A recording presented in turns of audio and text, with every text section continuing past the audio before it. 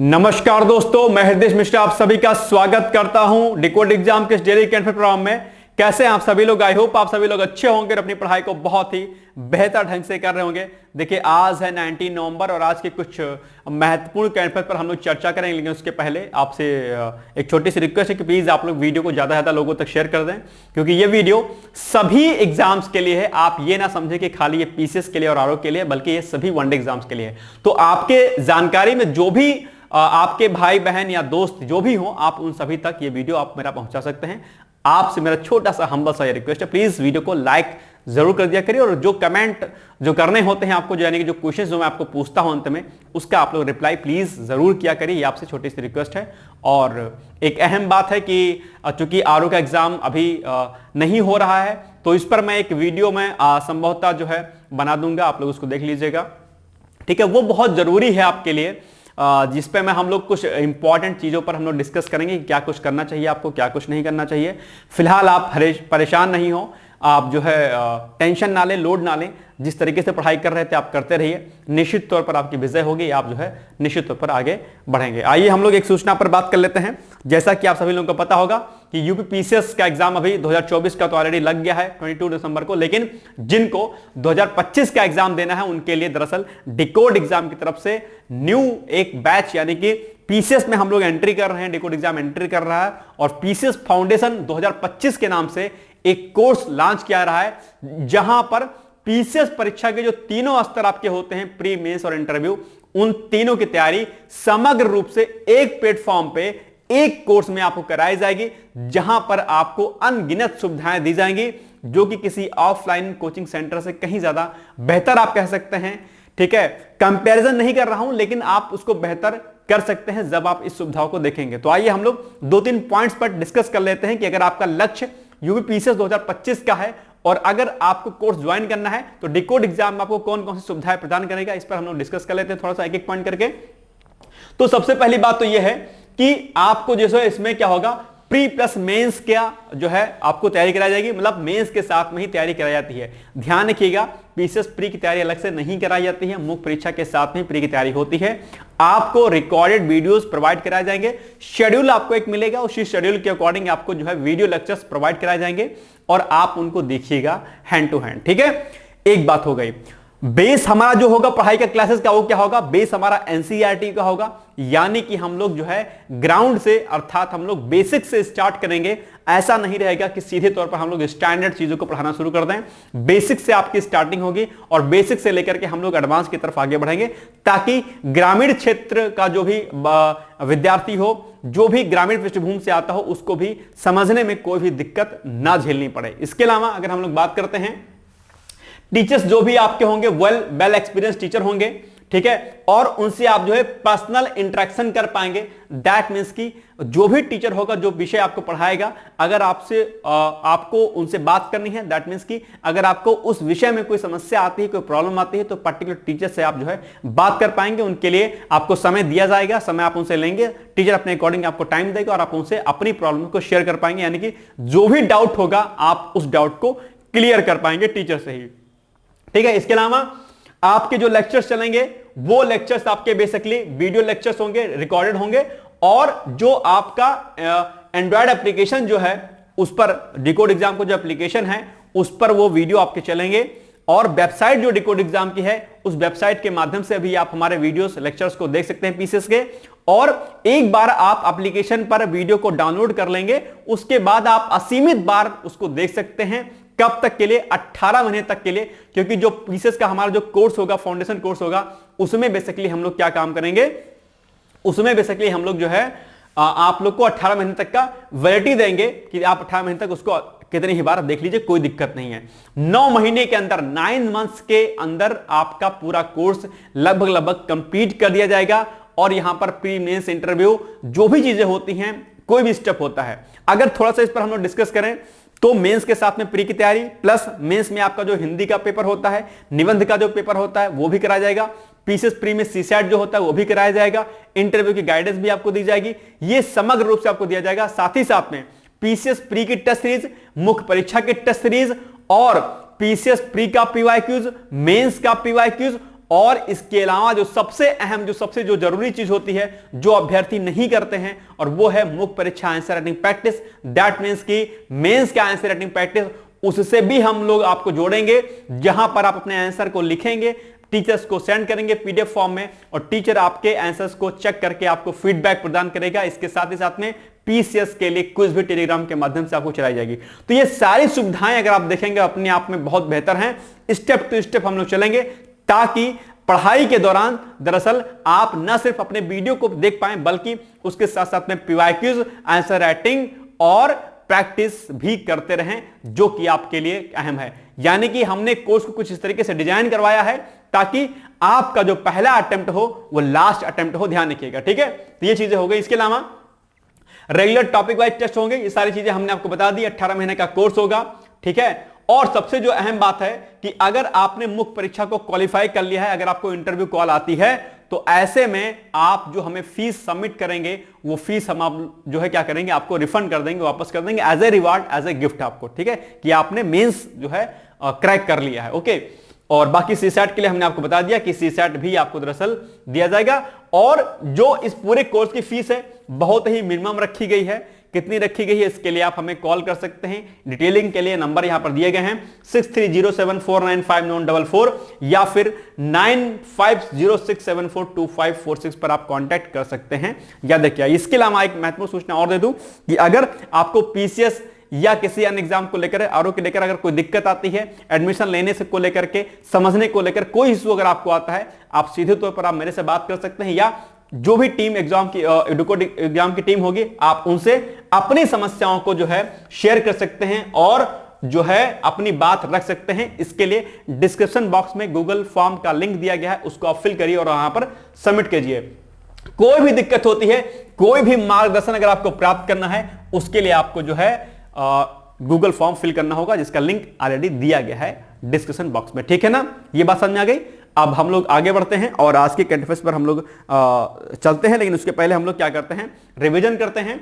ठीक है, और रिवीजन के पहले एक ये सूचना जो ऑलरेडी आप लोग जानते होंगे कि अभी आपका पीसीएस का एग्जाम जो है लगा हुआ है दिसंबर में, और उसके आगे फिर आपका आरओ का एग्जाम होगा। आप लोगों ने लगभग अपनी पढ़ाई को पूरी कर ली होगी।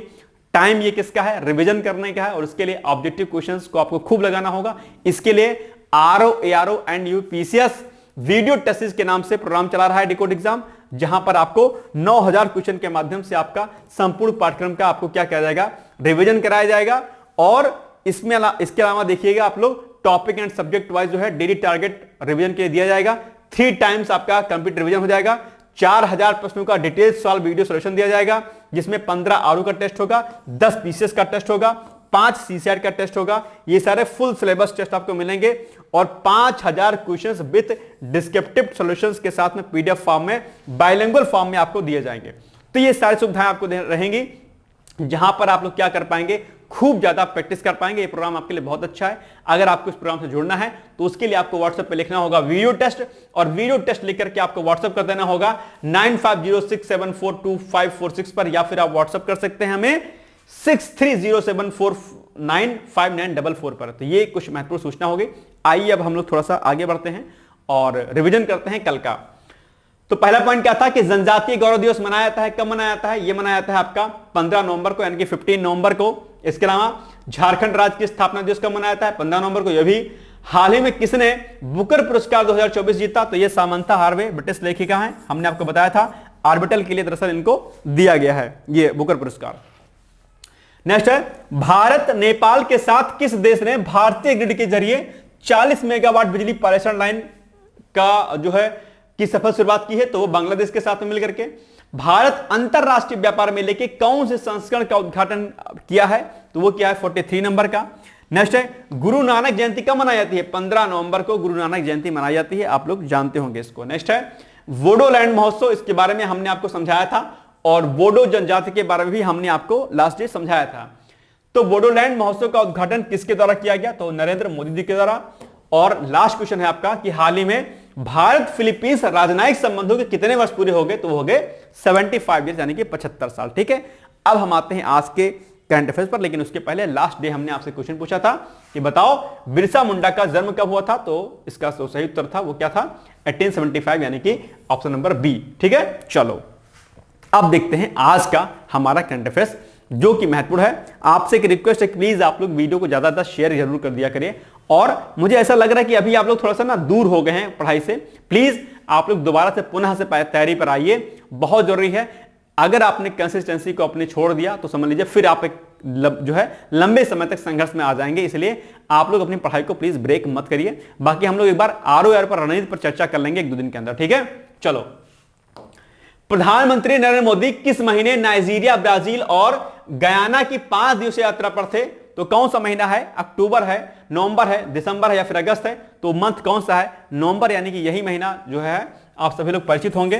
तो नवंबर महीने में 3 दिवसीय मतलब 3 देश की यात्राओं पर अभी प्रधानमंत्री नरेंद्र मोदी हैं, जिसमें से नाइजीरिया की जो यात्रा है वो 1700 वर्षों में पहली बार किसी प्रधानमंत्री की है। तो ये इंपॉर्टेंट भी है, राइट। चलिए, प्रधानमंत्री नरेंद्र मोदी नवंबर में नाइजीरिया, ब्राजील और गयाना की 5 दिवसीय यात्रा पर थे, ठीक है। पॉइंट याद रखिएगा आप लोग। चलिए,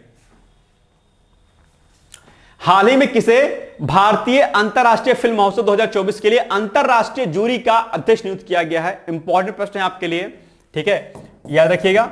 और इसके अलावा जो लास्ट हमने प्रश्न आपको यहां पर कराया है, यहां पर आप लोग जानते होंगे कि G20 की बैठक अभी आयोजित की जा रही है, तो वहां पर भी प्रधानमंत्री नरेंद्र मोदी जाएंगे और उस बैठक में अपना जो है अपना पार्टिसिपेशन जो है वहां पर रखेंगे, ठीक है। चलिए, नेक्स्ट है, हाल ही में किसे भारतीय अंतरराष्ट्रीय फिल्म महोत्सव 2024 के लिए अंतरराष्ट्रीय जूरी का अध्यक्ष नियुक्त किया गया? कौन है वो? आशुतोष गोवारिकर, आशुतोष पांडे, मिथुन चक्रवर्ती या फिर इनमें से कोई नहीं, या फिर आप कह सकते हैं कि आमिर खान। जल्दी बताइए, 4 ऑप्शन में से पहला ऑप्शन या दूसरा ऑप्शन, यानी कि बी ऑप्शन या सी ऑप्शन या फिर डी ऑप्शन। जल्दी आप लोग बताएं कि इसका सही उत्तर क्या होगा। तो इसका जो सही उत्तर है वो जाएगा आपका ऑप्शन नंबर ए, यानी कि आशुतोष गोवारिकर को, ठीक है। चलिए, तो यहां पर देख पा रहे होंगे कि फिल्म निर्माता कौन है? आशुतोष गोवारिकर। प्रश्न आपसे यह भी पूछ सकता है कि आशुतोष गोवारिकर का संबंध किससे है, और नीचे ऑप्शन दे देगा कि ये संगीतज्ञ हैं या फिल्म निर्माता हैं या क्रिकेटर हैं या कुछ और हैं। तो एक बात ध्यान रखिएगा कि कोई भी व्यक्ति अगर चर्चाओं में रहता है तो वो क्या है, उसकी पृष्ठभूमि क्या है, जन्म उसका कब हुआ, क्या क्या उसके नाम पर खिताब है, ये सभी चीजें आपको दरअसल होनी चाहिए पता। अगर कोई भी व्यक्ति चर्चाओं में रहता है, ये बात आपको विशेष तौर पर ध्यान देनी है, क्योंकि करंट किसी भी एंगल से, किसी भी पॉइंट ऑफ व्यू से पूछा जा सकता है आपसे, राइट, ठीक है। तो फिल्म निर्माता आशुतोष गोवारिकर को भारतीय अंतरराष्ट्रीय फिल्म महोत्सव 2024 के लिए अंतरराष्ट्रीय जूरी का अध्यक्ष नियुक्त किया गया, ठीक है। आशुतोष गोवारिकर, आप जानते होंगे फिल्म जोधा अकबर, आप सभी लोगों ने देखी हुई होगी, अच्छी मूवी है, आप देख सकते हैं। जोधा अकबर, लगान बहुत प्यारी मूवी है, अगर आपने लगान मूवी नहीं देखी तो देख लीजिए। ऐसा है भाई साहब, मूवी वगैरह देखा करो ना, बहुत ज्यादा दिमाग पढ़ाई पे मत लगाया करो, नहीं तो पता क्या होगा ना कि काम होगा नहीं कुछ। चिल मार के पढ़ाई करो, टेंशन लेके पढ़ाई नहीं करो, मंडे टू सैटरडे तक जम के मेहनत करो। क्या? मंडे टू सैटरडे आप खूब मेहनत करो, संडे अपने आप को क्या रखो, फ्री रखो, थोड़ा सा रिवीजन कर लो उस दिन, लेकिन बाकी आप एकदम चिल रहो। बहुत ज्यादा ना जो है बैल की तरीके से आपको, कोल्हू तरीके से आपको पिसना नहीं है, स्मार्ट तरीके से पढ़ना है, कम पढ़ना है, मल्टीपल टाइम रिवीजन करना है, प्रैक्टिस करनी है, दैट्स इट। और संडे चिल करना है, संडे को रिवीजन करिए और आराम से चिल मार के पढ़ाई करिए। हाँ, अगर आप वर्किंग हैं तो अलग बात है कि आप टाइम अपना वेस्ट मत कीजिएगा, लेकिन अगर आप नॉर्मल हैं, विदाउट वर्क हैं, तो आप आराम से चिल मारिए, ठीक है, कोई दिक्कत नहीं है। तो आशुतोष गोवारिकर, जोधा अकबर, लगान और स्वदेश, ये भी मूवी बहुत अच्छी है। ये 3 की तीनों मूवी बहुत अच्छी है, जिसमें से 2 मूवी पर्सनली मुझे बहुत पसंद है, लगान और स्वदेश। तो लगान और स्वदेश जैसी फिल्मों के लिए जाने जाते हैं कौन? आशुतोष गोवारिकर। तो और ये आयोजन जो हो रहा है वो कब से कब तक हो रहा है? वो हो रहा है 20 से लेकर के 28 नवंबर के मध्य में। और कहां पर हो रहा है? तो ये हो रहा है आपका गोवा में, ध्यान रखिएगा। फिल्मों वाला मामला बेसिकली ना गोवा में होता है अक्सर, ठीक है। तो आंख बंद करके कभी भी आप इस पे लगा सकते हैं टिक। चलिए, नेक्स्ट है, भारत के संचार उपग्रह GSAT-20 को किसके द्वारा लॉन्च किया गया है? इसरो, DRDO, स्पेस एक्स या फिर इनमें से कोई नहीं। यह प्रश्न अगर आपको याद होगा तो मैंने आपको पहले कराया हुआ है, लेकिन दिक्कत ये होती है ना कि आप भूल जाते हो। अब अगर याद है तो जल्दी बताओ फटाफट, या अपने मन में सोचो कि क्या इसका उत्तर सही होगा। तो क्या होगा इसका सही उत्तर? इसका सही उत्तर होगा बेसिकली आपका ऑप्शन नंबर क्या? सी, यानी कि स्पेस एक्स के द्वारा। और अब स्पेस एक्स के याद आया कि किसकी कंपनी क्या है, कैसा है, कौन है, ये क्या है, शायद आपको याद आ गया होगा। तो आइए देखते हैं इसकी व्याख्या हम लोग। तो एलन मस्क की, याद आया, एलन मस्क की स्पेस एक्स अमेरिका के कैप कैनावेरल से भारत के संचार उपग्रह GSAT-20 को लॉन्च करेगी। स्पेसएक्स का फाल्कन 9, क्या ये फाल्कन 9 इसरो का GSAT-20 लॉन्च करेगा। ठीक है, याद रखिएगा पॉइंट को। इसके 14 वर्षों तक परिचालन में रहने की संभावना है। ठीक है, यह भी इंपॉर्टेंट है। और GSAT-20 को GSAT-N2 भी कहा जाता है। यह भी आपके विकल्प में पूछ सकता है कि GSAT-20 को और क्या कहा जाता है, तो आप कहेंगे GSAT-20 को GSAT-N2 भी कहा जाता है। यह पॉइंट भी आपके लिए इंपॉर्टेंट है, जो पूरे भारत में विभिन्न महत्वपूर्ण सेवाएं प्रदान करेगा, जिसमें दूर दराज के क्षेत्रों के लिए इंटरनेट कनेक्टिविटी भी क्या होगी, स्थापित की जा सकेगी, यानी कि इंटरनेट कनेक्टिविटी भी शामिल है इसमें। और आप जानते होंगे कि इस समय डिजिटलाइजेशन चल रहा है बहुत तेजी के साथ में, और ई गवर्नेंस का कॉन्सेप्ट आप लोग सुनते होंगे, ई एग्रीकल्चर का कॉन्सेप्ट आप लोग सुनते होंगे। इसलिए इंटरनेट की जो कनेक्टिविटी है इस समय बहुत महत्वपूर्ण है, क्योंकि जब इंटरनेट कनेक्टिविटी बहुत अच्छी हो जाएगी तो सरकारी जो योजनाएं हैं उनको क्रियान्वित कर पाने में बहुत सफलता अर्जित की जा सकती है। अब आज आपके लिए टास्क में देता हूं एक मुख्य परीक्षा पीसीएस के लिए खासकर, कि आप लोग ई गवर्नेंस को अच्छे तरीके से पढ़ लीजिएगा। क्या ई गवर्नेंस, बहुत इंपॉर्टेंट पॉइंट है आपके लिए, क्या ई गवर्नेंस।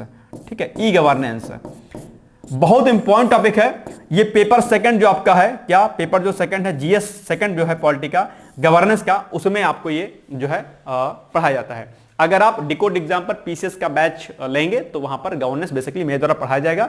वहां पर बहुत चीजें अच्छे तरीके से मैं आपको वहां पर समझाऊंगा। ठीक है, इसके अलावा स्पेस एक्स का heavy lifter falcon 9 rocket 8300 kilogram तक के भार को जियो स्टेशनरी ट्रांसफर ऑर्बिट में लॉन्च कर सकता है। ठीक है, ये भी आपकी खूबियां हैं कुछ जो हमने आपको यहां पर बताई हैं। चलिए आगे बढ़ते हैं। नेक्स्ट है, नाइजीरिया के राष्ट्रपति कौन है भाई साहब? बोला अहमद टिनुबू हैं, बी ऑप्शन अहमद अब्दाली है, सी ऑप्शन मियां अब्दुल है, या फिर डी ऑप्शन इनमें से कोई नहीं।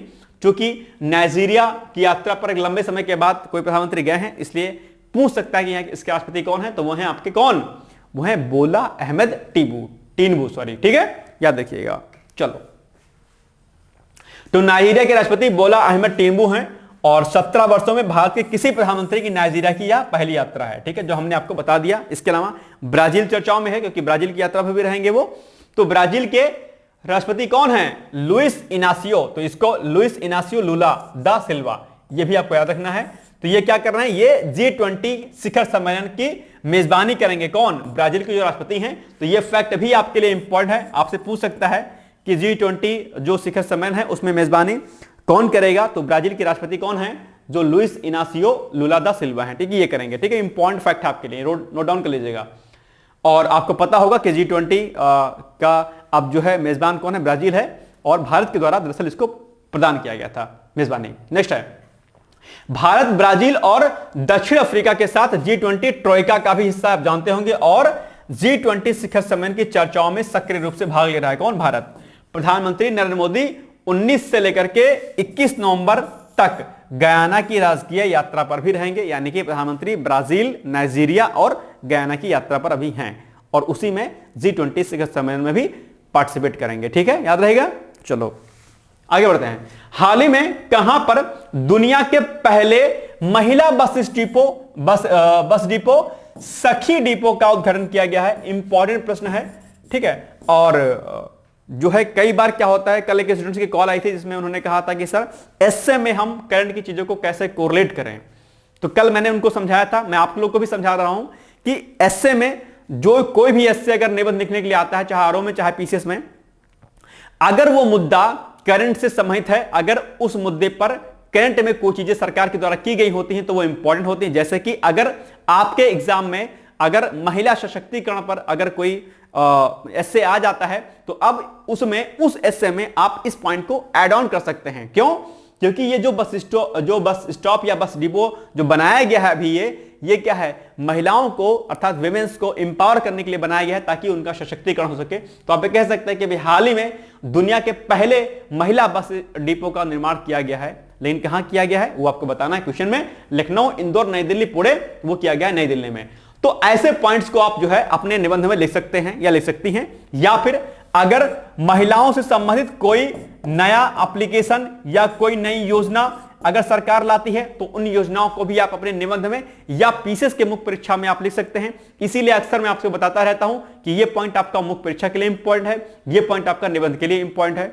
अगर पर्यावरणीय दृष्टिकोण पर कोई मुद्दा आता है, जैसे क्लाइमेट चेंज पर अगर कोई आता है निबंध लिखने के लिए, तो क्लाइमेट चेंज से संबंधित या ग्लोबल वार्मिंग को रोकने के लिए या कार्बन एक्सक्रीशन को रोकने के लिए कोई समिट होती है, कोई योजना बनाई जाती है, उन योजनाओं को उस निबंध में आप लिख सकते हैं। कहने का मतलब यह हुआ कि कोई भी मुद्दा अगर निबंध के रूप में या प्रश्न के रूप में आपसे पूछता है तो उससे संबंधित जो जो योजनाएं होती हैं वो आपको पता होनी चाहिए। और इसीलिए मैं आपको बार बार कहता हूं कि आपका टास्क है, ये आपका टास्क है, इसको नोट डाउन कर लो। लेकिन दिक्कत है कि आप एक कान से सुनते होंगे, दूसरे से निकाल देते होंगे। जितना मैं बकबक करता हूं इतना कोई करेगा नहीं भाई साहब। बहुत छोटी छोटी बातें मैं आपको बताता हूं, प्लीज आप इस पर बहुत ज्यादा फोकस किया करिए। पीडीएफ से निकलिए और क्लास में आइए, ये आपके लिए बहुत इंपॉर्टेंट है। तो वहां पर आप लोग अलग अलग पॉइंट्स को नोट डाउन कर सकते हैं। इसके लिए आप एक कॉपी बनाइए जहां पर महत्वपूर्ण योजनाएं आपकी लिखी हुई हों और उन योजनाओं को जो है आप अपने आंसर में अलग अलग जगहों पर नोट डाउन कर पाएं। तो ये आप नोट डाउन कर लीजिएगा, ठीक है। चलिए, तो ये नई दिल्ली में बेसिकली अभी जो है इसका उद्घाटन किया गया है, ठीक है। चलो, तो हाल ही में नई दिल्ली में दुनिया के पहले महिला बस डिपो सखी डिपो, ठीक है, इसका नाम सखी डिपो का उद्घाटन किया गया है। उद्घाटनकर्ता कौन है? तो दिल्ली की जो परिवहन मंत्री हैं, कौन? कैलाश गहलोत जी, उन्होंने किया है। और कब किया गया उद्घाटन? 16 नवंबर 2024 को, याद रखिएगा, डेट भी इंपॉर्टेंट है। और इसमें क्या कौन कैसे कैसे लोग हैं तो आइए देखते हैं इसको। तो इस डिपो में कुल 223 महिला कार्यबल हैं, जिनमें 89 ड्राइवर हैं और 134 क्या है कंडक्टर हैं। ये सभी क्या है? महिलाएं हैं, यानी कि फीमेल्स हैं। अपने आप में बहुत अच्छी बात है ये, ठीक है। इसके अलावा यह डिपो 17 बसों का संचालन करेगा, जिसमें 40 जो एसी बसें हैं यानी कि वातानुकूलित हैं और 30 गैर वातानुकूलित यानी कि 30 गैर वातानुकूलित यानी कि नॉन एसी वाले बसें इसमें शामिल हैं। यानी कि टोटल 70 बस इसमें जो है संचालित किया जा रही है इस डिपो से, जिसका नाम क्या है? सखी डिपो, ठीक है। कब किया गया उद्घाटन इसका? 16 नवंबर को। किसके द्वारा? जो आपके कैलाश गहलोत हैं, दिल्ली के परिवहन जो मंत्री हैं, ठीक है ना, याद रहेगा आपको। चलो आगे बढ़ते हैं। नेक्स्ट है अनुच्छेद 39A का संबंध किससे है? ऑप्शन नंबर ए, कमजोर वर्गों के लिए मुफ्त कानूनी सहायता, या अल्पसंख्यक वर्ग की शिक्षा, या पर्यावरण संरक्षण, या इनमें से कोई नहीं। ये अभी पूछ क्यों लिया गया? आप कहेंगे सर ये तो पार्टी का क्वेश्चन है, करंट में क्यों पूछा है? करंट में इसलिए पूछा है क्योंकि अभी हाल ही में सुप्रीम कोर्ट के द्वारा इस पर कमिटमेंट किया गया है, इस पर इसकी व्याख्या की गई है। तो आपको बताना है कि इसका संबंध किससे है। तो ऑप्शन नंबर ए, यानी कि कमजोर वर्गों के लिए मुफ्त कानूनी जो सहायता है, ये इसमें प्रदान किया था 39A में, जो आपके एग्जाम के लिए इंपॉर्टेंट है बहुत ही। इसी प्रकार के प्रश्न अक्सर आपके एग्जाम में पूछे आते हैं, ठीक है, विषयवार जो करंट में होते हैं, राइट। तो ये पहला ऑप्शन इसका सही हो जाएगा। तो अनुच्छेद 39A कमजोर वर्गों के लिए मुफ्त कानूनी सहायता के अधिकार की क्या करता है? गारंटी देता है और वंचितों की न्याय तक पहुंच को क्या करता है? सुनिश्चित करता है। याद रखिएगा, आप इस 39A जो ये आर्टिकल है, इसको भी आप अलग से कॉपी में अपने नोट डाउन कर सकते हैं। अगर सामाजिक न्याय का कोई मुद्दा, ठीक है, या कोई अन्य मुद्दा अगर आता है गरीबों समेत, तो वहां पर आप इस 39A अनुच्छेद का इस्तेमाल करके वहां पर अपने पॉइंट्स को बढ़िया कर सकते हैं कि 39A के तहत सरकार जो है गरीब या वंचित वर्गों को मुफ्त कानूनी सहायता प्रदान करती है। यह हमारे संविधान में इसका उल्लेख है, ठीक है। इसके अलावा सर्वोच्च न्यायालय होगा, सॉरी, ठीक है, सर्वोच्च न्यायालय के न्यायाधीश और राष्ट्रीय कानूनी सेवा प्राधिकरण के कार्यकारी अध्यक्ष कौन है? न्यायमूर्ति भूषण गवई ने कमजोर वर्गों के सशक्तिकरण यानी कि उनके एम्पावरमेंट और सामाजिक न्याय यानी कि सोशल जस्टिस को सुनिश्चित करने में कानून की भूमिका पर प्रकाश डाला कि किस प्रकार से हम जो है जो गरीब तबके के लोग होते हैं उनको कानूनी मुफ्त कानूनी सहायता प्रदान कर सकते हैं। ये हमारे कॉन्स्टिट्यूशन में मेंशन है ये अपने आप में, ठीक है।